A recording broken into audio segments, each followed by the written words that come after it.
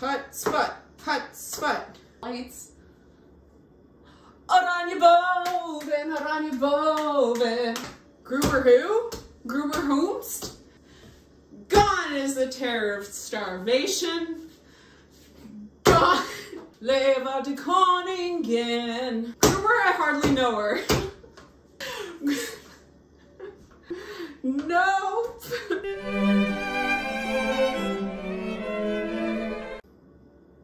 So my name is Severine Salvador, and I'm a part of Redeemer's main stage production called Stranger in the Land. I thought it'd be fun if I make some Hutspot. I have a fear of cameras, and I need to get over that because the film is going to be recorded, you know?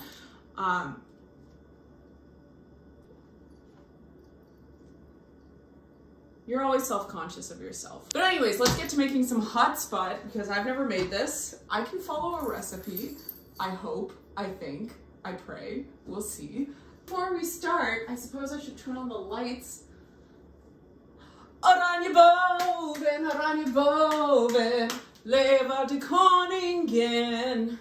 Awesome. I spent $20 on these LEDs and I'm going to use them, dang it. Okay, let's get our ingredients out. Stop being a nut. 3 libs. This is 5 lib. 1, 2, that's a big one. What am I doing? Am I a cook? Ah, it's fine.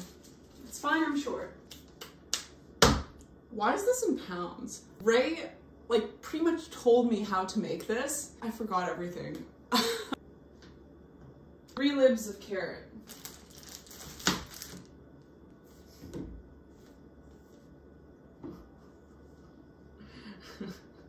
Carrots are orange. Okay, all right. Potatoes, carrots. This is gonna be food for the week, by the way. Terror of starvation who? Actually, that was something I was thinking about. We are so far removed from the terror of starvation. When Tante Truce goes through starvation, it's like I really have to think about what it would be like to not have food and to have 2 children in the house that don't understand what's going on in the world and don't understand why there's not food on the table, you know? I mean, if anything, here in America, in North America, the real terror is obesity, you know, the reverse issue. Anyways, 2 oignon, very good. Butter, okay, well, I'm not a vegan, but I'm a little weird about eating meat because they, you know, it's factory farming. They pump it with hormones. I don't even want to think about what those cows went through. Cows, they're wise old creatures, Tante Truce. Have you met a cow? Cows are so sweet. So we'll use coconut milk. I mean, at this point, I'm really deviating from the recipe, but these are modern times. I have a vegan sausage. It's tasty, okay? It's tasty stuff, this sausage. And then we have sliced green onion. Oh my goodness, I had to buy a potato peeler. This one has 2 blades. How does this work? Ah. And then I couldn't find a potato masher. I found a meat tenderizer. And part of me, in my very mature adult brain, was like, I just want to smash some Nazis. Gruber, I'm coming for you. They failed to capture the queen. That was something. They crushed us. Anyways, I decided to make this video because I have massive red light syndrome. Let's say the odd is full. We're doing a performance, A Stranger in the Land, and there's 1,000 people and I mess up a line. As long as I recover, people aren't gonna remember or care or notice. People's memories are faulty. Now, performing for the camera remembers verbatim. How do I peel a potato? I'm trying to get comfortable with the camera, you know? The fact that Big Brother is watching the whole time. That's what it feels like. I like performing for the stage.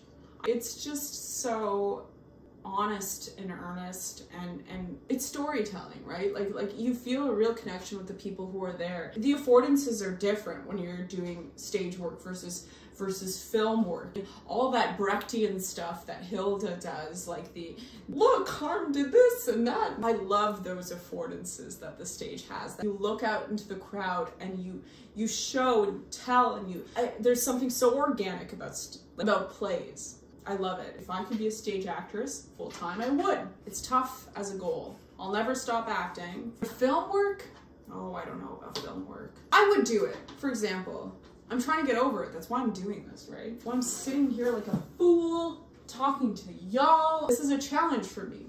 Shall we not be challenged? It's really funny. I was talking to Evan, who plays Brükel in Gruber, and he was saying that something he wants to do is acting, and without thinking was like, oh yes, stage acting, I love the stage. And he's like, no, I'd rather be on film. And I was like, oh, I don't know, there's a certain prestige to film acting, but I don't think it's as enjoyable personally.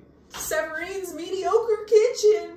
What is happening with this? Oh, well, it's peasant food. I don't think the peasants would look at the inside of their potatoes. That's weird, my guy. Like, quarter the potatoes. Potato bits, we're making potato bits. We're making potato bits. I have to get comfortable with camera. I hope Evan becomes a film actor. That'd be cool. You know, if I did the play with Evan and then he's this film actor I see on film, that would be so cool. I'd love that. I love that for him. Oh, and I think Evan would make a great film actor. I think he'd be a bit of a character actor when this is so silly, but when he first did his, I think, Frank line, this was like our first rehearsal or something, I was like, oh, he's Frank. I think there's a niche for Evan. There's a space for Evan as a film actor for sure. But I know a lot of the cast is in theater, and I just always think it's interesting. The kind of person who goes into theater, I think, is a special kind of person. I'm also that kind of person, obviously. I think anybody that goes into the arts is a little bit insane. Either deluded or insane. I have 2 degrees in the arts, so you know I'm double insane. It's so nice getting to know a cast of people. I mean, I'm doing a 3rd degree in education, so let me tell you, I'm so thankful for being able to do theater during a plague. I'm the busiest person during a plague. This looks like a Woogle. I don't know if anybody remembers that like episode of Arthur. Oh, I love Arthur. I like the cast of Stranger in the Land. I think everyone's very, very nice. I don't know, I've worked with actors or just people, not even just actors, like musicians too. People who think they're better than everybody else, or who like create an environment of judgment, you know? And I'm not about that. Anyways, I feel the cast is very unjudgmental, which is really nice. It's very good. Nobody has, wow. That's horrible. An ego's not necessarily bad. A mediated ego is ideal. Nuggets of wisdom with Severine.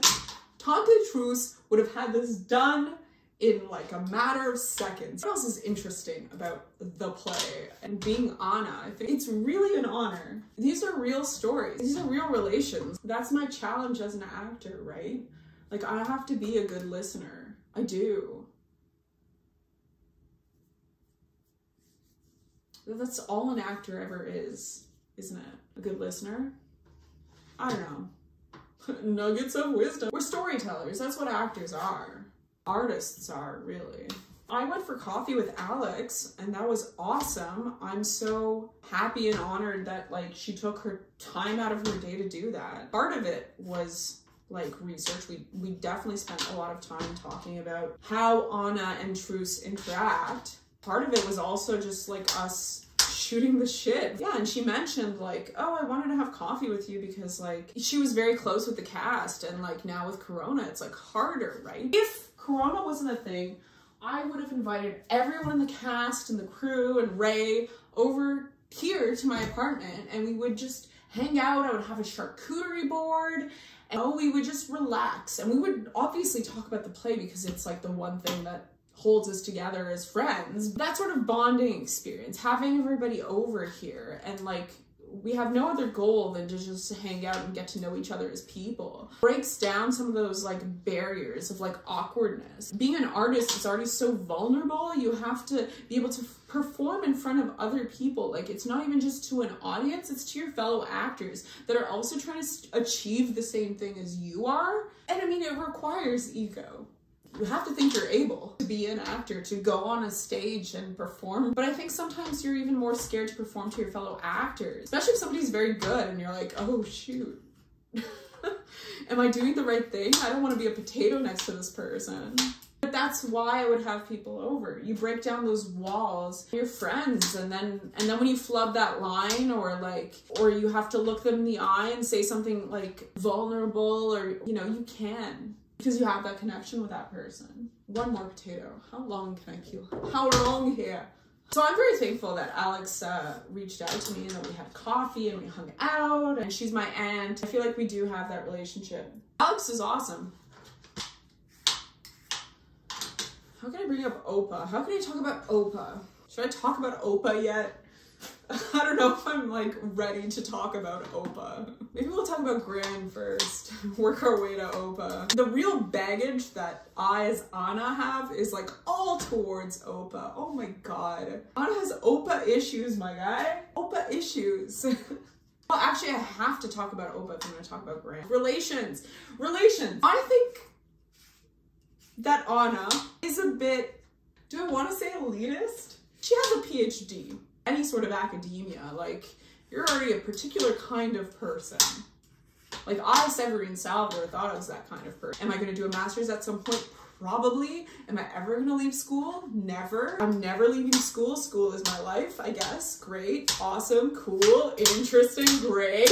And I think that for me as Anna, having a PhD and teaching history, I think so much of that was informed through Opa. I think that like when Anna went to Ontario to visit Oma and Opa on the farm, I was just so excited to talk to Opa, because I think ever since I was a young child, Opa would give me this sense right here, that I was smart. Opa would rant to me. He would tell me all about his history, his war history, right? Because he wasn't comfortable to do it with Heiska. Because Heiska is an adult woman who can judge his choices. I was a child. He would give me the shining moments of everything that would happen to him during the war. And I thought that my Opa was the coolest guy, And Opa would help me feel that sense of satisfaction, because imagine the first day I walk in from having traveled from BC to go visit Opa. I'd walk in, I'd put my bags down, and maybe we would have some coffee, whatever, gebak, whatever.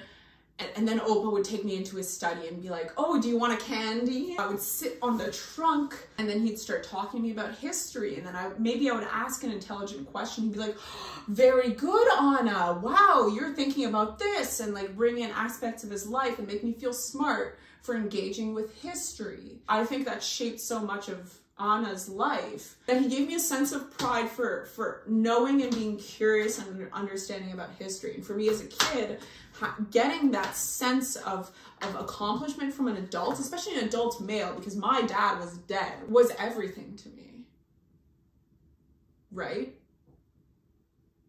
And then Opa starts talking about the burning flesh of Rotterdam, and starts talking about all these things that I can't understand as a child. Sure, I can understand that somebody's flesh is burning, but I can't possibly understand why another human would do that to somebody else. So I, of course, end up thinking that Germans are evil people.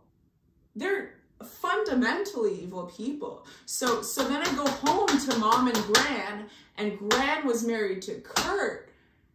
So yeah, I think my first scene with Gran, when I'm talking to her, and like when I say Kurt is a German, it's totally like comes from this childhood place of me parroting like to her all of Opa's shit, like it's this framework that I have inherited as a child, because how else would I understand people being awful to each other. And that explains why I'm so, I think, initially awful to Gran. I do criticize her. Opa, for example, is interesting because he was there for Anna. I have such a connection with Opa. But at the same time, he would open about these like horrific, awful things like the burning flesh of Rotterdam, and then not actually connect with me about his trauma, like the actual vulnerable thing that he went through. And I think this creates a dichotomy within myself too. Like, I can't process my emotions properly. He was the adult male in my life. I don't have my father. I never knew Peter. In the way that he can't talk to me about his trauma, I can't talk to anybody else about my trauma. And that's why I have the mental break in the beginning of the play. Acting. Wow. I could talk for hours. Well, that was a nice little rant I went about Opa. So my thoughts on Corey, my Gran. I feel like I can't talk about Gran without talking about Opa because I have to talk about how much I loved Opa. When I was really little, I thought he was absolutely a war hero. And it wasn't until I got older that I realized how messed up everything he told me was. Opa gave me a sense of accomplishment through history. And I think I really took that with me as a child. And then I feel like as a teen, Anna would be like, I'm not like other girls. Other girls play with dolls. I have a war hero, Opa. He's so cool and he says I'm smart and I know a lot about history. So I'm not like other girls. I'm better than other girls. I think Anna had that complex probably for a while and was probably a little misogynistic towards women in that way. Here come the carrots. Me chopping a carrot and talking about misogyny is something. Oh. Yeah, so I think that sense of misogyny also framed how I interacted with my mother, Joanna, and my Gran, Corey. And I think they don't become my heroes until into university. I think I respected their story, but I think I have an even deeper appreciation for who Corey is after the events of the play. I think it's so easy for women to be misogynistic towards themselves in that way. When I was a kid, I only looked up to men. And it's interesting and notable. A lot of our role models are always men. But to have like young boys look up to female characters and not think of anything of it. I grew up in the era of Game Boy, not Game Girl. I remember thinking, I was like, oh, if there'd be a Game Girl, it'd be pink and it would be so girly and I wouldn't play it because I'm not like other girls. But I do think Anna has a bit of that, right? Like Opa would have given her a lot of sense of, I know things. She'd go back to BC and go to school and her friends would be like, oh, like I like to play with my Barbie. And I'd be like, be like Barbies? I like war heroes. I like guns and tanks because they're just like my Opa, who's so cool, but I have so much trauma with Opa. This reminds me of the scene with like Corey and Bill. What did she say? I don't even know. I was gonna say I barely know my lines, much less the other actors. No, I know my lines. I know my lines. Ray said this was like, oh, this is such a quick meal to make. You can make this in 30 minutes if you peel potatoes like Tante Truce peels potatoes very fast. My father used to say, if you're not peeling potatoes, you're not living. Why am I the way that I am? But I think by the end of the play, like, oh, Corey is everything. I spend the whole play fussing about Opa. Opa? Because Opa is me, right? Like, I have all the same BS that Opa does, I do as Anna. Everything. I think the most hurtful scene that I go through with Opa, and you might think it would be the end of Act 1 with Corey. I mean, that's annoying, for example. When I watch Aiden scream Muffin Slout or whatever to Dearest Abigail, my Gran, oh, it does inflame something in me. I couldn't watch that happen. I always think of Gran as my mother, my actual Severine Salvador's mother. I think my mother is a lot like Corey in the play.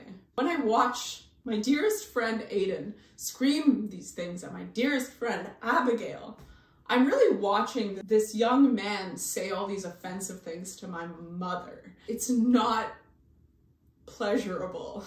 Corey's the real MVP though. I have a lot of respect for her as a character. Same with Truce. I think a lot of Truce too. Even though it's weird because like Anna doesn't get to know Truce. Truce went back to the Netherlands, right? But I do, like, God, I feel so close to Tante Truce. Maybe that's just because like I feel like Alex went out of her way to like reach out to me and like that whole thing, you know? Wilhelma salmon and do ban da da da da da go ba ba bagu da da boo ba da da da. Oh yeah, I was gonna say about Opa. So like when I would visit Opa, I just feel like he wouldn't like lock me in the room, but like, you know, we would be in the room chatting, talking about all this war history. And then Hayes could be like, it's dinner time. Or it's like, it's time for coffee and snack, like come. And then, you know, Jan would be like, oh yeah, 1 second. And you know, Hayes would go and then we'd continue talking about war garble. And then an hour later, Hayes would come back and be like, Jan, Anna, come on. Like, food has been waiting for you. Yeah, 1 second. Okay, close the door. The burning flesh of Rotterdam. This is something you say to a child. But I had that like sort of special treatment with Opa. And then eventually we would go and we'd have food. If we didn't just go and take the food and like go back to the study, which I'm sure Anna and Opa would have done. That's just how I think it went. Because it's interesting. I don't say Oma, the word Oma, until my last speech at the end of the play. I don't mention Heiska very much. Hayes could be the one who come in and be like, y'all have to eat. She was the interrupter. These are family systems that are happening. Opa is like the cool one who's like, oh, have another candy. And Hayes is the one that interrupts the party. So that's why I see her as less cool. By the end of the play, Anna probably thinks about that a little bit more. Once I go through like that one scene in Act 2, Opa is actually vulnerable to me and Heiska. I think things change a little bit. Family systems, I don't know. Did I tell you I was good at cooking? Oh, here's a thought I have. Aiden gets to whisper something in my ear at the end of the play. And I assume that that's not for anyone but me. I mean, we have the like area mics, but I'm not sure if that's the intent. I think the visual of him saying something, but he gets to say something to me as the actress, right? Right? Like, what a gift. Oh my God. I wish I could say something to somebody in this play like that. Well, I have my Frank and Hilda thing. That line I wrote, Ray wrote in the script, say something great. I think my first thing that I said was, may God bless you and grant you long lives. I said something like just, and like I ended up changing that to be worthy of her. And God bless you both. The whole be worthy of her thing, I had the idea from this filming. There was this moment of like, is this project worthy of us? And the word worthy was stuck in my head and I kept thinking, what would I say to my warrior auntie? And I hope this guy is good enough. I hope y'all can make it work. But Aiden has something interesting, unique, that he gets to say something to me that only I hear. What a gift. If I were Aiden and I was in that position, I would say something to me as the actress. Me, Savarine. I would approach that this would be the last time he would ever see me. That he would say something parting to me as the actress. Okay, we peeled things. Holy cats. Ogres are like onions. We have layers. Coarsely chop the onion. How coarsely is coarsely? Hutspot. In this life, one thing counts. In the bank, large amounts. Ha, ha, ha. Coarsely chop it. The theater. I don't know. Oh man. You know what role I would love to do? I would love to be Mama Rose in Gypsy. I don't think Redeemer would ever do Gypsy, but I had a dream, a wonderful dream, Papa. This is Chaos Cooking with Severine. Place the kielbasa in its plastic wrapper in a saucepan? I am not putting plastic in a saucepan. Who wrote this? I mean, I wrote it out, but absolutely not. I'm gonna fry this. I'm a little intimidated about the play because everyone at Redeemer's Dutch. So it's like everyone's in on this inside joke that I'm not.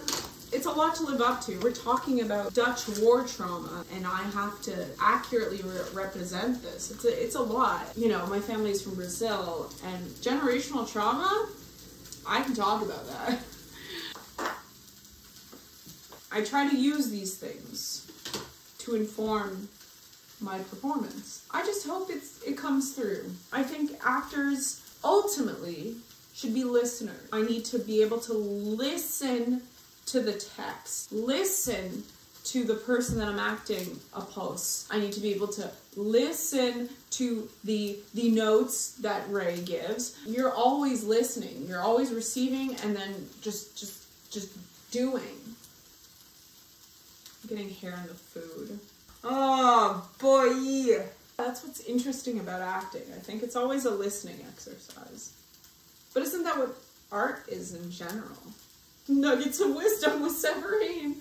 Can't wait to use this hammer. How do I feel about Vim?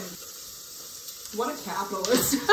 No, I think I do see the good in him. I don't think he doesn't love his wife, but he definitely doesn't listen to her. Ray said this was easy, okay? But he didn't anticipate that I was gonna rant the whole time and be insane. No, he didn't. It's a luxury. To have somebody as learned as Ray, able to write, produce, and instruct and give feedback and have that structure, but now what? Drain the water. Why do I have this burning bowl of thing here? Oh, there we go. 3 tablespoons butter, half a cup of milk. It's like that much. Oh, the butter's in there. She's going. Ooh.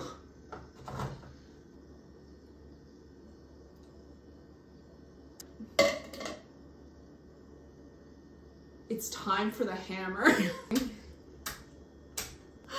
Oh my god, I'm having too much fun. Gruber who? Gruber whomst? Who? Gruber? Gruber, I hardly know her. No. Hutspot, Hutspot. Gone is the terror of starvation. Gone. My big adult brain likes to hit the hammer on the thing. I'm talking truth and we're having Hutspot. Oh, this is looking good, my guy. I got potato in my drink.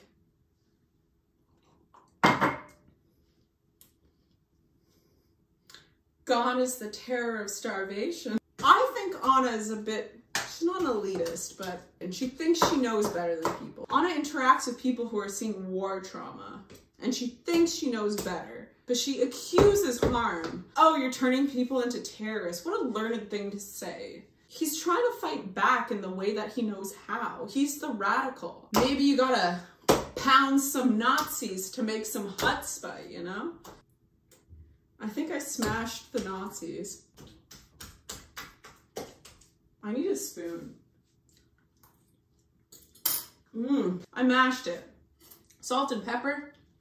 Served with kielbasa. I think this looks good. Ooh! Hutspot. It's in you to give. Hutspot for the modern woman. Ooh, that looks so delicious. Chop, chop, chop, chop, chop, chop. And we take the green onions and we throw it into the Hutspot. Wow. Ooh, baby, she's okay. Oh, should I throw some nutmeg in? Would anybody be upset? Nutmeg. I didn't use the bay leaf. That's my only regret. Oh, that actually smells so good. I have Hutspot in my hair. Okay, okay. Moment of truth.